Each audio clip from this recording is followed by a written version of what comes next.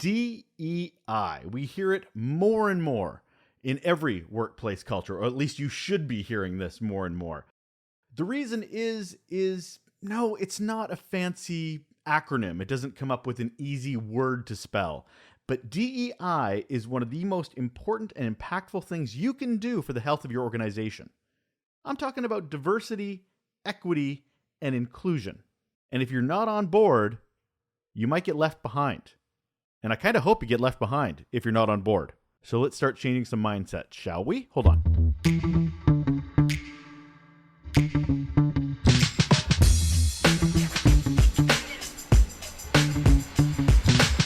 This is Relationships at Work, the Employee Experience and Workplace Culture podcast. I'm Russel Lolacher. I'm the host of the podcast. Happy to have you here, always. And a big thank you as well. I've been getting some love. Oh, warm fuzzies, feeling them. From listeners, from previous guests that are now avid listeners. So I want to ask you to please share. If you're a fan of this podcast, if you're really enjoying the information, the knowledge, the mindset shifts, the takeaways, all the good stuff, I encourage you to please share with others, whether it's through email, whether it's word of mouth. It's still a brand new shiny podcast, and we're still trying to get this thing to fly. So any help you can provide as being such amazing listeners, really, really appreciate it. It's getting a lot of love, and you know what? If it's a value, I want it to get out to as many people as it can, because that's how you help. I'm learning, so I hope others are getting to learn too. So thank you so much for your support. And I'm going to leave it there. But know that it comes from a big old gratitude exclamation mark. Thank you. One person I couldn't thank enough, well, it's our guest today, Alexa Harris. She has been a champion, if you have a French accent. One of those that sees something in the world that needs to be fixed. And she's going to go, you know what? I'm not going to wait for somebody else to do it. I'm going to raise my hand and I'm going to get in there and I'm going to do something about it. And Alexa certainly saw that when it came to diversity, equity, and inclusion. And she's been a rock star in every organization that she has been in. She's really helped move the needle. So I was extremely excited to get her on the podcast so she could share some of those things she did, tactics or shifts to mindset that could really help people in getting that DEI embraced in their organization. Let's go hear from Alexa. Hold on. It's Relationships at Work, and on the show today, Alexa Harris. And here's why she is awesome. She is the manager of HR Strategic Initiatives for Graham Holdings. She's a long-standing champion for diversity, equity, and inclusion, which she's demonstrated in a lot of her work over the years, including at Northeastern University, and is a board member for Women in the Enterprise of Science and Technology. And I'd be remiss if I don't mention a couple other things she's done amazingly, which is a driver for Meals on Wheels and is a volunteer for Be My Eyes, which connects blind, low vision people with sighted ones for visual assistance. Welcome to the show, Alexa. Thanks so much, Russell. Thanks so much for having me on today. Diversity, equity, inclusion. Big topic that feels like it covers so much and is also really specific at the same time. And anyway, we're going to get into all of those definings and understanding how an organization can get their brain wrapped around how they could be better at all of this. But before we do, it's the Alexa show, and I need to know a little bit more about you. So let's start with, what's your best or worst employee experience? That is a great question. I feel like I need to go through my mental Rolodex of all the experiences I've had in the... For those listening at home that are millennials, a Rolodex is something that you went back to and flipped through as a piece of paper to find an address or phone number. And back to you, Alexa. Thank you for that, because I think a lot of people might not know what a Rolodex is. So if I think about this, I'm thinking something that I felt like was about to be the worst experience in my career, which turned out to be, actually, when I look back on it, one of the best. So back when I was working at Alnylam, I had this boss who was just really a champion for me, right? And she, would always have these development conversations with me, and she's like, where are you going in your career? What do you want to do? I want to make those career growth experiences for you. And I kind of knew, kind of didn't know. So I would throw things out there. Oh, I think I want to try this. I think I want to try this. If you look back in my resume, you'll see I changed jobs every year at one company for like 4 years. And that's because I was trying to figure out, where's my sweet spot? What do I want to do? What type of impact do I want to make? And one time around, I think 2017, she was like, I'm going to put you in charge of our new diversity, equity, and inclusion program. I want you to sit on that. And I was like, okay, great. I went back and I was like, oh gosh, Mom, I hope, I've been hearing some people say they get typecasted when they start doing D&I, and you do D&I, and that's just where it's a trajectory you have to stay on. And I'm not sure if I want to be a chief diversity officer. I'm not sure if that's really where I want to go. So I was feeling like, oh my gosh, like she's making me do this and I don't really know what to expect. And it was still quite new. We didn't have a program in that company. So I didn't know what to expect. But it turned out to be a huge learning experience for me after I got through all of the kind of, because D&I is hard. It's hard. You're trying to get buy-in from people, especially leadership. They're like, oh, kind of you do that over there, like, yeah, diversity is important. You figure it out, and that's really not how it works. And so I just was not excited to have that struggle. But it really just taught me so much about myself, how to be a leader, how to influence, how to brand. And even if I'm not a chief diversity, equity, and inclusion officer one day, those skills that I learned in doing that was just so valuable. So something I felt like, oh, this might be really stressful and horrible, and I'm going to get typecasted and not be able to do other projects I want to do, turned out to be just a gateway to where I am now. And so that is probably, one of the key things that I can remember. It's nice that your worst experience was out of fear turning into your best experience out of opportunity. Nice. Yes, absolutely. So it is all about DEI, diversity, equity. I keep saying equality, not, I repeat, not the same thing, and inclusion. So as someone who has been such a champion and a leader in this, in various organizations, can you break down what we're even talking about? So diversity, equity, and inclusion, there's a lot of definitions out there right now. A lot of them are very similar, just wordsmithed a little based on who you're talking to, what your organization subscribes to. But really, at the core, right, diversity is about recognizing differences based on a lot of things. It's not just race and ethnicity. It's not just gender, sexuality, or anything like that. It's also about life experiences, right? Where you grew up. I mentioned to you when we were just chatting, I grew up in Europe. I moved from Turkey to Germany. I was an Air Force kid. So that really influences my mindset on a lot of things. Whereas my fiance grew up in Newark and went to boarding school in Connecticut. And that really influences how he thinks. So that is really what diversity is about. We talked about the E, right, which is equity, not equality. So equality really just assumes everyone is starting from the same point. If you look up online, if you just Google equity versus equality, you'll see a lot of really good images that show, folks starting from different, if you're running track, you're starting from a different line, or are you starting from the same line? Or are you standing on the same box to see over a fence? And so, there's some really good visuals, but really equality assumes we're starting from the same place, and equity recognizes that we're not all starting from the same place. So that's why it is more impactful than just assuming everyone is the same and treating them the same. They recently changed the golden rule to like the platinum rule, which is, the golden rule is something like treat everyone how you want to be treated. And the platinum rule is treat other people how they want to be treated. I like to think of that as well when we're talking about equity versus equality. And then inclusion is just really you being invited to, collaborate and being empowered to participate, especially at work. It's really important. Going back to, other aspects of diversity that are not just race and ethnicity, say you have, there's a big topic we're talking about, introvert versus extrovert.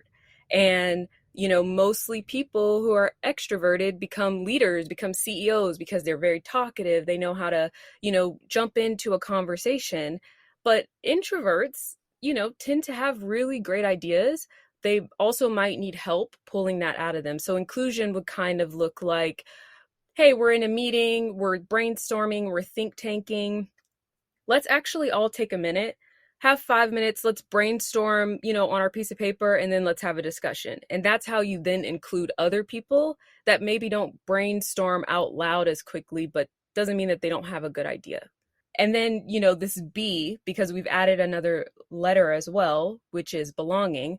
So diversity, equity, inclusion, and belonging, that takes inclusion a step further and just says, you want your employees to feel like they belong at your organization, that when they walk into the building or they log into their Zoom account, I belong here. I know my opinions are valued. I know that, it's recognized that I am a valuable part of this team and I belong here. I'm included. I know that the organization cares about me as an individual and helping me succeed in being, the most effective that I can be. So that's kind of where the landscape is right now, DEIB. Now, as someone who's had to champion this in organizations, what tends to be misunderstood the most about Mhm. these? Yes. That it's one person's job, that the diversity, equity, and inclusion coordinator or the diversity and equity inclusion chief officer should take DEI for the entire company and go kind of work in their corner and, yeah, tell everybody what they should do, but that they should just, you're responsible for it. So if our investors are coming to us and they're saying, I want to see you doing more on diversity, equity, and inclusion, oh, that's, so and so's job. And that's just really not true, because diversity, equity, and inclusion can't be done in a silo. It has to be really built through all of the areas of a business to actually be effective. You can't just have one person over here doing these, what we're calling it now, random acts of diversity. You actually need to build it into your business processes. Do you worry that it's becoming too buzzwordy? I mean, Mm, truthfully, DEI is suddenly something that is a lot more part of the conversation than it's been, oh, even a decade ago.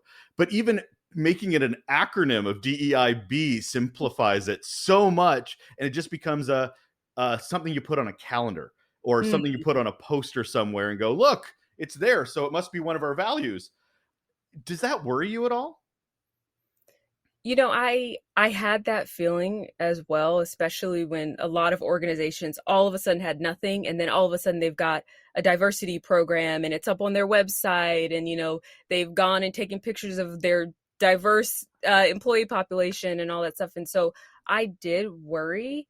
However, I do think that the change that we need to make, if people need an acronym, if they need buzzwords to get them to change their everyday actions to remember, because a lot of this stuff is unconscious, I really don't mind it, right? I think that we haven't lost steam yet.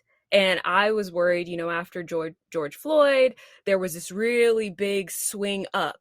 And I was like, oh gosh, when is this attention and this energy and this motivation around this topic going to fizzle out? And it's still going strong because it's really, really important. And what I really like to see is that investors have started to say, hey, this is really important. I want to hear in your annual meetings and your investor calls, I want to hear about what you're doing with diversity and inclusion, because I want to make sure that I'm investing in companies that have longevity, and DEI is really a part of that longevity of a business. Being able to continue to innovate, continue to operate effectively, continue to grow as an organization. This is really kind of that foundation of it. Do you feel it is because of the profile and the attention that some horrific stories have gotten in the news that has really been more of a catalyst, or were we on this track already pre-COVID, I guess? I think we were on this track already. I do think that it elevated it and escalated it a bit because, a lot of people were becoming aware of things that they weren't aware of before. I don't know how they weren't aware, because I feel like we've always been sharing stories. There's lots of books out there, a lot of really popular celebrities that talk about their journey and things. So you kind of had to actively be avoiding it. However, I think that, you know, events that happened that were wide scale did definitely help escalate it. But I do believe we're already on this track, mainly because of the new generation in the workforce. Now we've got, I think it's something like four generations in the workforce. Like we've still got boomers, we've got Gen X, we've got millennials, and then we've got Gen Z coming up, and they're starting to come into the workforce as well. And we know that, millennials and Gen Zers are really not standing for things that maybe were tolerated in the past. And so I think that there was going to be a swing either way. Those events just kind of helped fast track it. Has DEI, do you think, been a part of, as organizations or trying to embrace it or not embracing it? Do you think that's a factor in the Great Resignation, as being such a factor of people are leaving jobs for a lot of reasons? Do you think this is Mhm. one of them? I definitely think so. I think that people um, have, some folks have reached their breaking point. They're like, I'm not dealing with this because I can see other organizations that will give me what I need. So why would I stay somewhere that doesn't have put an importance on it, or doesn't, give me the work-life flex that I need to continue to be effective and be successful in this role, when I can just go somewhere else? Or what I see a lot of people doing is just starting their own thing, starting their own business. I've seen just a boom of people starting. I have friends that have just started little boutique advertising because they're like, oh gosh, advertising, the industry as a whole just really needs to kind of catch up. And they're like, but you know what? I'm going to start my own little thing, and I'm going to do some really, impactful social media marketing for 3 or 4 clients. And that works for me because there are other options. I do think that people aren't standing for it, and they're moving on when it's no longer working for them. I'm really curious how you would recommend organizations get better at this, where to start. But I first want to touch on why they should, because this is time, it's effort, it's focus, it is an entire cultural shift for a lot of organizations to get better at this. Because I know there's large organizations that might have pockets that understand this, because there is no such thing as a one culture organization. There's a million subcultures within that organization. So besides retention, where do you think being better at diversity, equity, and inclusion can benefit an organization? I mentioned a little bit before, the longevity of a business and how I believe that diversity, equity, inclusion, and belonging is really a foundation of that, because there's been so much research done lately that shows that groupthink is one of the things that is really tearing down organizations, their ability to keep up with the innovation required to continue to be a major player just within the business space, across all industries. And so by having a diverse organization that, places an emphasis on equity, inclusion, and belonging, you've got a workforce that is creative. They're bringing up their creative ideas. They're constantly talking about new innovations. They're operating on a growth mindset. Hey, if something's not working, let's not continue to do the same thing. Let's try a different approach. And the research shows that, when you have a diverse workforce that, they're included, they feel like they belong, they're better at making decisions, they are more effective in their job, their overall performance is improved, and all of that leads to better customer outcomes, right? Better business outcomes as a whole. That's why it is important for businesses to really take this stuff seriously, because it's important for the future of their business. Where have you seen it personally benefit employees? Mm. So I have seen diversity, equity, and inclusion really make an impact in an organization. I would say my last company, when we first started taking it seriously and it moved beyond just random acts of diversity, which I'll pause and say, when I say random acts of diversity, I mean the things like it's Black History Month, so let's have a Black History Month happy hour, which is great. And organizations should absolutely continue to do those things because it enables, sharing of cultures. It is a learning opportunity for folks, and it's just, it makes you feel good to get together with your employees and have a happy hour and have a topic to talk about. So those things should continue to be done. However, they don't move the needle the same way that update processes make. Like, for example, you're going to hire and you've realized that you're consistently hiring the same type of person for a role. And then that whole team looks the same, right? So what do you need to do? You need to build in a checkpoint for hiring managers to say, hey, we need to make sure that we have a diverse candidate pool and we have a diverse interview pool. And then you see it to start to shift the type of people are hired for that role. And in my opinion, you become a more powerful team than at a different organization that has stayed with that, homogeneous, we're the same type of person in this role, same type of scientist or same type of marketing executive, because your creativity goes way further. You have different experiences to draw on, to influences the type of decisions you make. You are able to be more effective because you just have a different approach to different things. You don't just have to continue to do something that's been done a certain way for 40 years. So I've seen it really work when you shift from those random acts of diversity to a more intentional, business rigorous approach to DEI. And at my last company, it's a quick change. We did a whole, data. We did a whole data project. We found some data. We're like, okay, this is where our representation is lacking. I'll tell you, within 6 months of us changing those processes, our organization looks completely different.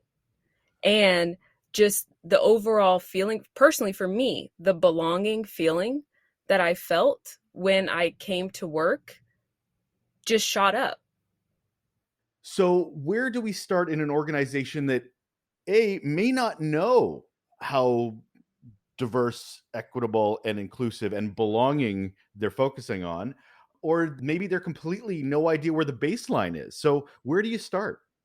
So it starts with data, right? You can always collect data on your current workforce. Now, this type of data is hard to collect because it is, you have to ask for it and people can give it to you or they don't have to give it to you. So I think a lot of organizations are struggling with that.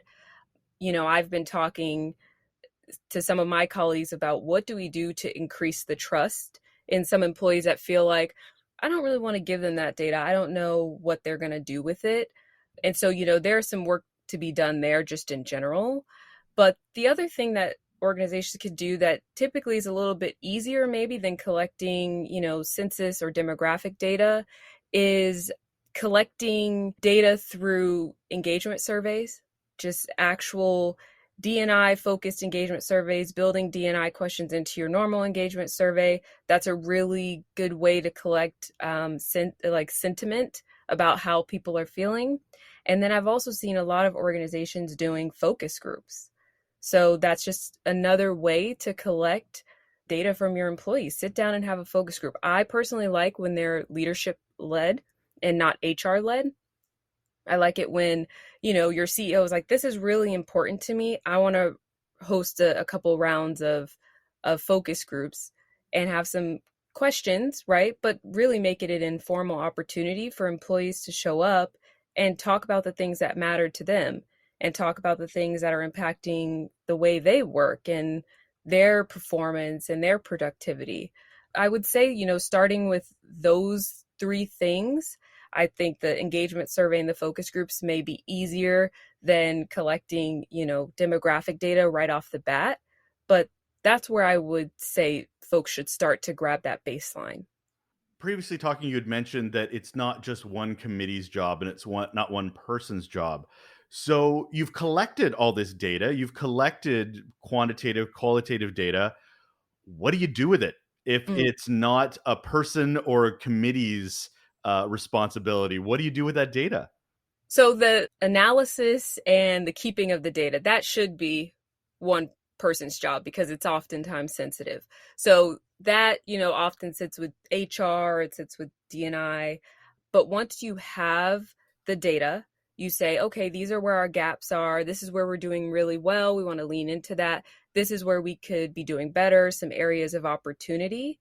You then look at what is something we could do across the organization that will help us move the needle on this. So, for example, I once sat on an initiative where the goal was to increase representation of our underrepresented talent, right? So in this organization, we found underrepresented talent included Black, African American, and Asian as well. So we've got that. Our goal is to increase this by, we set something, it was like 20%. Like we want to increase representation by 20% across the organization, not just in one department. So all of the department heads got a goal in their leadership goals, right? This is what we're on the hook for as an organization. These are the tactics that we're going to give you to help you meet that goal. We're going to train you on behavioral based interview skills, right? So you become less biased in your interviewing, in your approach to interviewing. We're going to give you a checklist for now. I don't think that we should be relying on checklists forever. I kind of have a love-hate relationship with these checklists and these biased checklists and things like that. But for now, it's kind of what's needed to keep people on track. And we have checklists and SOPs for other areas of the business. So I just try to think of it like that when I think about these bias checklists. And so we're going to give you that. We're going to give you all the tools that you need, and you're on the hook. It's in your goals. It's going to, affect your bonus percentage. It's like any other part of your job, right? Because this is part of it. This is a goal that we've set as a company. Those types of things help kind of divvy up the responsibility across everyone in the organization. Where have you seen this all go wrong, Alexa? Like, it's all well intentioned.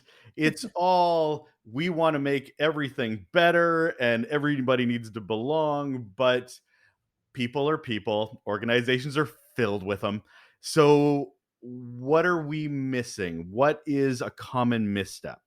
One thing I've seen personally, and not necessarily in any of the organizations that I've personally worked in, but hearing from my peers that work at other companies, when we set these goals and we don't take them seriously and we allow someone, just because they're really good at operations, like they're a VP of operation, just because they're really good at that, we allow them to say, no, I don't really think that this is important.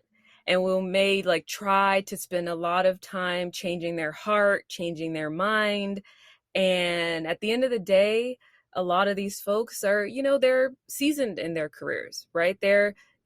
You're not really going to change their core mind, but the way you approach it is, this is a business imperative. You have to do it. And if you personally have other opinions, we can work on that. We can do some programming around listening sessions to try and help, maybe change your mind, change your heart. But at the end of the day, we're holding you accountable to this. So I've seen it go wrong when the accountability is flimsy and people are like, yes, this is our goal. And then they let people get away with not hitting that goal when they wouldn't in other areas of the business. It's part of, if you're not performing, a change needs to be made. It breaks my heart a little bit that it feels like we have to convince leadership that the only way they're going to embrace DEI properly is if we mandate it and it's attached to the money that they make. So rather than, why is there not more of a mind shift around this on its own without threats and bank accounts that we need to talk about. Where is the best way to approach this from a mindset standpoint? Because we talked about checklists and we've talked about let's put it on a poster, but there's got to be a way to make people think differently. Absolutely. And I want to say the folks that need checklists, that need mandates, that need this is in your goal, those are folks that tend to have a poor mindset outside of work, you know? So it's really, while we're at work, it's not our responsibility to trying to educate these people past, what is required for their role. But I have done a lot of mindset things, and I've done a lot of things where people have had an aha moment and they're like, oh, wow, I never considered that. I'm engaged now. I'm motivated. I want to do something. And it got to the point sometimes where people are like beating down your door. They're like, I want to be engaged on this stuff. What can I do? I'm not in D&I, I'm not in HR, but I need to do something. Something I've done in the past that was really impactful is that we ran this session called Understanding Race and Ethnicity in the Workplace. And it really was a listening session. And the way that the consultant designed this session, I was like, oh my gosh, what is this going to be like when we get in this room, right? It was a little bit scary, even for me, who I feel like I'm someone that's comfortable talking about diversity and inclusion on a regular basis. But basically what they had us do was there was two parts of the session. So the first session was talk about your experience. If you identify as a white person, what is your day-to-day experience working while white? And it was like that. And they wanted people to come off of mute. This was on Zoom because this was during COVID, and talk about it. And then the next session was talk about if you identify as a person of color, Black, Asian, Hispanic, you Native American, what is your experience of working while being a person of color or working while Black? And it was just completely polar opposites in day-to-day experience. And that session was so powerful, so nerve-wracking. But I do know from the feedback that we had that was a session that changed people's mindsets. That was a session that it was like, that person's on my team. I never knew that they felt like that. It's not necessarily an individual. The consultant prefaced it. They were like, this is not your fault. Don't feel like take this on and say, oh my gosh, I can't believe this person feels this way. This is my fault. That's not the point. The point is for you to recognize that they have a different experience and then get on board with some of the things that we need to do to maybe shift that and to mitigate some of those negative experiences and maybe elevate some of the positive ones. Okay, so people at work feel a freedom, belonging, or at least they're trying to create an environment where people can bring their whole selves to work. Doesn't that also invite a bit of conflict? Because people don't always have beliefs that align with each other. And I mean, they don't just not align with each other, they can be darn right combative. What do you do? Yeah, that's an interesting one. And it's happened multiple times in organizations I've been in where we have had that conflict, just based on background, religious beliefs, personal beliefs. And that's where you almost have to, it's a little bit about, keeping those personal beliefs that are inadvertently discriminating against someone else out of the workplace. That's where sometimes it is helpful to dial back to what is our business goal and how can this sort of conflict get in the way of that. So, one time there was like a conflict on emojis, should we add pride flag emojis? Oh, the person who adds the emojis, who's like our tech person, doesn't believe in that and doesn't want to add them. This is part of what we're doing. We've got an event coming up. This is part of our communications plan. The communications plan is to have people to respond to the Slack message with an emoji. This is an allyship thing. So it has to be, it's not about you individually. Do not participate. Don't use that emoji. However, it does need to be available because it's part of a communications plan for an internal marketing program that we're running. Sometimes you have to revert to that. So some people's views are not inclusive. It feels like there's a lot of you have to understand your environment and that everybody deserves to be there and empathy, but we all have to kind of get to the same place together. I can feel it being very uncomfortable and difficult, but Mm-hmm. again, this isn't easy. Mm-hmm. Absolutely not. Okay, you've got your individual or committee in charge of data. You've got an organization and a leadership that believes in DEI. Great. It's in a report. It's in a newsletter. We're doing this. 6 months later, oh yeah, okay, a lot of people have left. We don't have the resources to support DEI anymore. How does consistency able to be enabled in an organization that has ups and downs, but this is not a checkbox? Right. I mean, that's why it's so important for a lot of diversity practices just need to be built into of the way we do work, the way we do business, the way we operate, so that it isn't something that could be easily deprioritized because it's already built in to that foundation. So, for example, supplier diversity is a really hot topic right now, right? A lot of folks are looking at their suppliers and realizing, oh, we're all of our suppliers are more or less the same. That's why a supplier diversity overhaul program to make sure that you're working with a good number of women-owned business, you're working with a good number of minority-owned businesses, and you're working with a good amount of white-owned businesses or, male-owned businesses. But doing that overhaul at the beginning, then you really shouldn't have to continue to do so much, grunt work. It should just be built in. You're like, okay, now we've got a good balance of suppliers. Obviously, there's ups and downs. You may need to find new suppliers and things like that, but there's typically a person that does work and their whole job is supplier management. But a lot of the work happens at the beginning to really kind of change the system. And then it's just more of like maintenance. And it's, keeping that in mind and like, okay, we know that this is a core way of how we do business. We need to make sure that someone has at least eyes on it.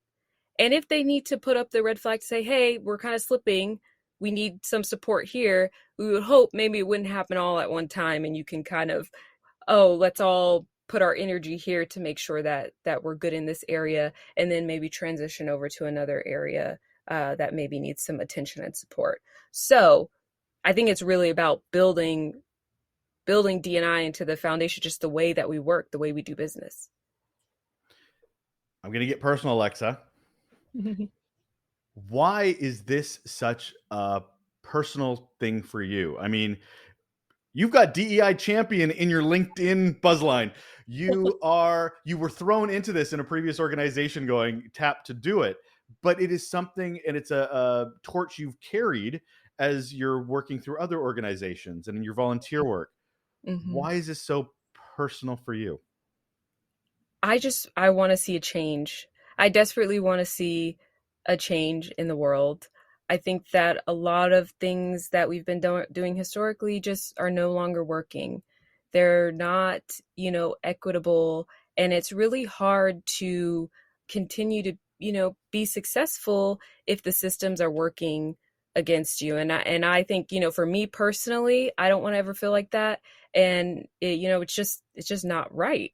And so I really want to dedicate myself to helping change that, right? I want to be a change agent. I want to continue helping us on, and I would personally describe myself as a lifelong learner, right? So I just want everyone to continue to learn and grow and have that growth mindset.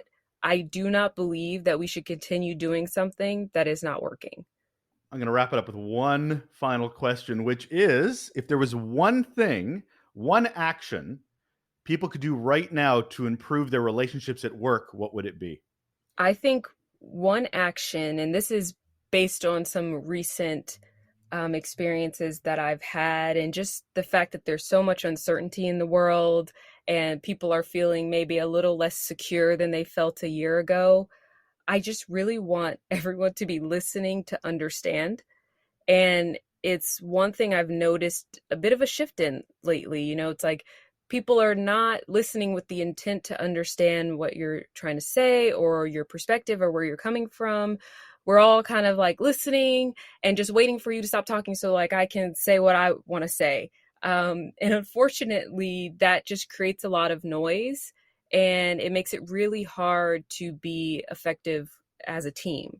And so I would say, I would encourage everyone to maybe pause. That's always the best thing to do, and just listen to understand your colleague.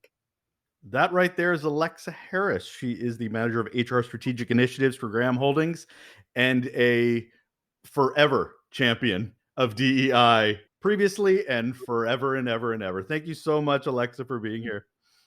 Thank you, Russell. Thanks so much.